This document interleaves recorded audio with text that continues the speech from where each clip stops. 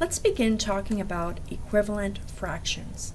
Equivalent means equal, and so we're basically saying that one fraction is going to be equal to another fraction even though the two fractions look differently.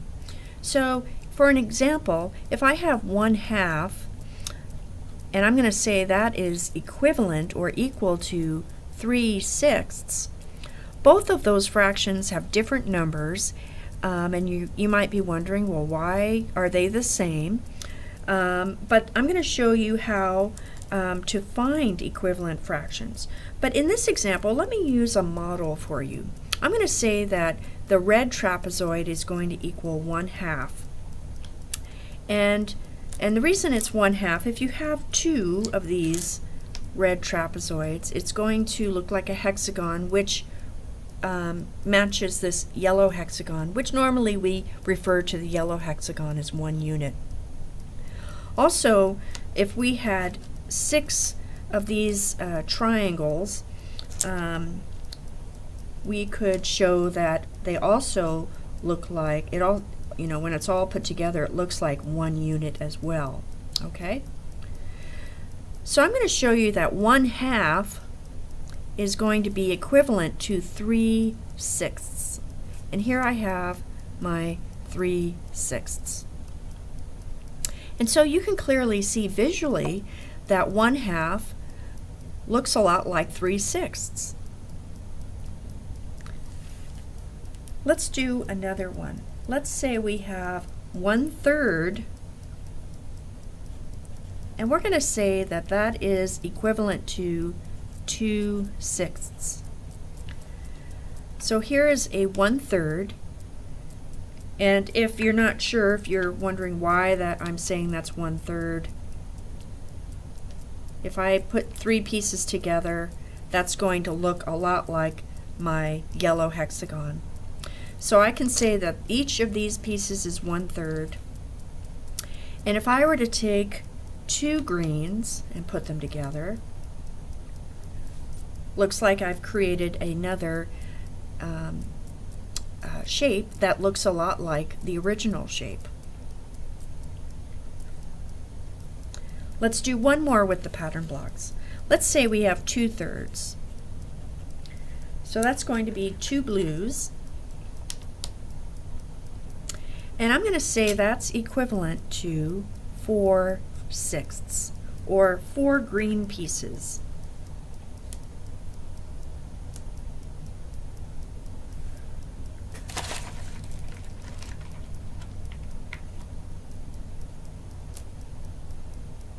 Sure enough, they look a lot alike.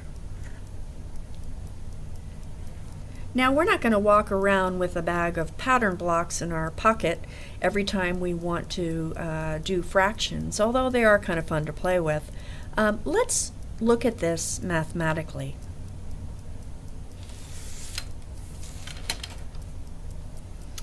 So basically, equivalent fractions are a way to express an amount in a different way, but both fractions are going to have the same value. Now, what we want to talk about is figuring out a way to get from one set of numbers to another set of numbers. And we're going to use a multiplication property that states that if you multiply a number by 1, you're going to get that same number. So for instance, if I have 5 times 1, my answer is going to be 5. Also, if I start with say 1 and then multiply by 23, my answer is going to be 23. Notice that my starting number, the 23, I end up with a 23. It's the same value. Same with the 5 and the 5. But you're probably wondering, how is this going to fit in? And so just hang in there with me. What we're going to do is create a fraction that has an equivalence of 1. And by multiplying by a fraction that's also equal to 1, we're keeping the value of the amount but it's going to look different. Now, if you've watched a video that I made on special fractions, in which I represent fractions that equal 1, so for instance, if you saw, and actually I talked about this a little bit earlier, here we have a fraction that represents 1, but it's made up of two parts, two equal parts. So two equal parts, and I have two of them. And together they make up 1. Same with the rhombuses. If I have 3 of those rhombuses, and each piece is 1/3, so I have 3/3, again that's going to equal 1. And I could keep doing that. I could do it with the triangles, with the 6, but I'm going to stop here. Basically, if you have two equal parts and there's only 2 that make up the whole, then you have 1 whole. And if we look at this as also as a division problem, 2 divided by 2, so if I have $2 and I have 2 people and I want to divide up my money, each person will have 1. Same with this. If I have $3 and 3 people, I want to divide up the 3 in 2, each person would get 1. So when I'm talking about up here, when I want to multiply a number by a number that represents 1, this is what I'm talking about here. We're going to take a fraction that has the same numbers in the numerator and denominator positions. These fractions have a special name. They're called improper. Remember, an improper fraction can be one of two things. In this case, the numerator and the denominator are the same, and that's one example of an improper fraction. The other is when the numerator is larger than the denominator. But in this example, with these problems, we're just going to focus on this type of improper fraction.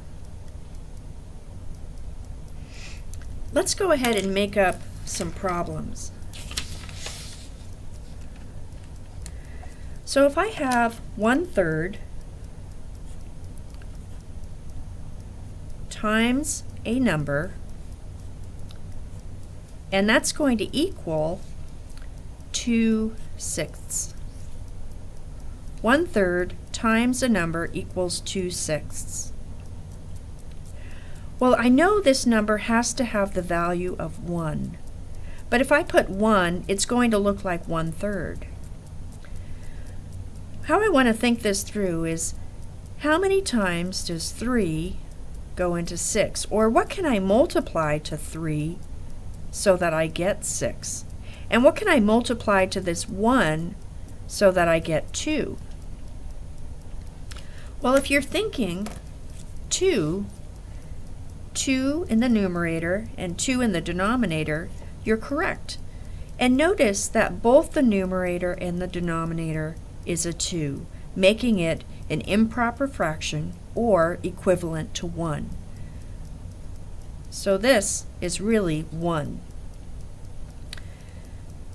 Now, when I multiply 1 times 2, I get 2, and 3 times 2, I get 6. Even though this number looks different than this number here, they have the same value. That's what makes it equivalent. Let's look at a couple more. Let's say I have 1/4, and I'm going to multiply it to a fraction that is equivalent to 1, and I'm going to get 5/20.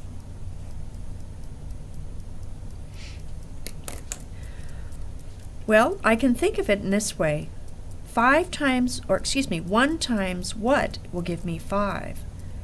4 times what will give me 20? Well, 1 times 5 will give me 5, and 4 times 5 will give me 20. And notice again, 5/5 is really just 1. And so when I am multiplying this number by this fraction, these two fractions are equivalent. Let's do one more. Let's say we have 5/9,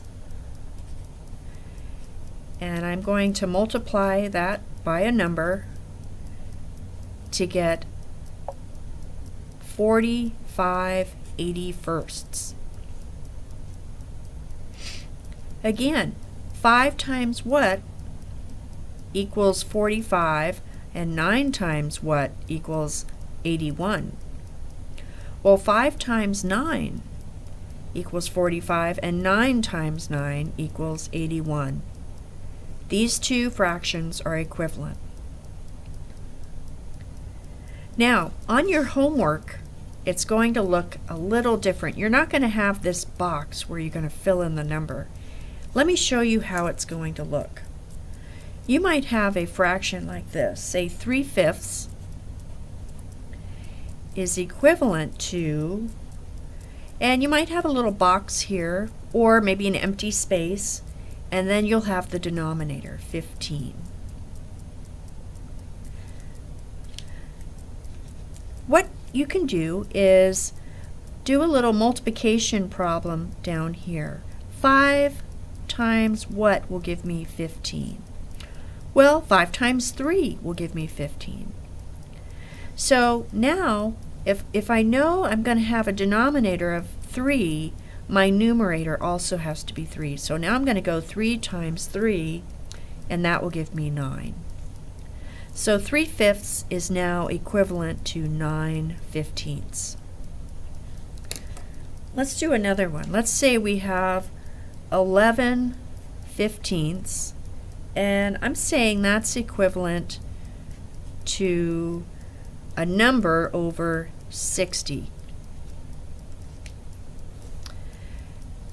You want to start with a number or the side, whether it's the numerator or the denominator, that has both numbers. How many times does 15 go into 60? I'm going to say 4 times.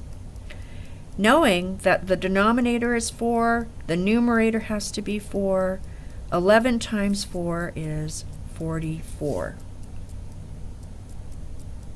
Let's do one where you're solving for the denominator. In this example, we'll say we have 4/5, and that's going to be equivalent to 16 on the top, and we don't know what the denominator is. So instead of going down here and trying to figure out how to get here, let's look at these two numerators. 4 times what will give me 16? 4 times 4. Therefore, the denominator has to be a 4, so 4 or 5 times 4 will give me 20. 4/5 is equivalent to 16/20.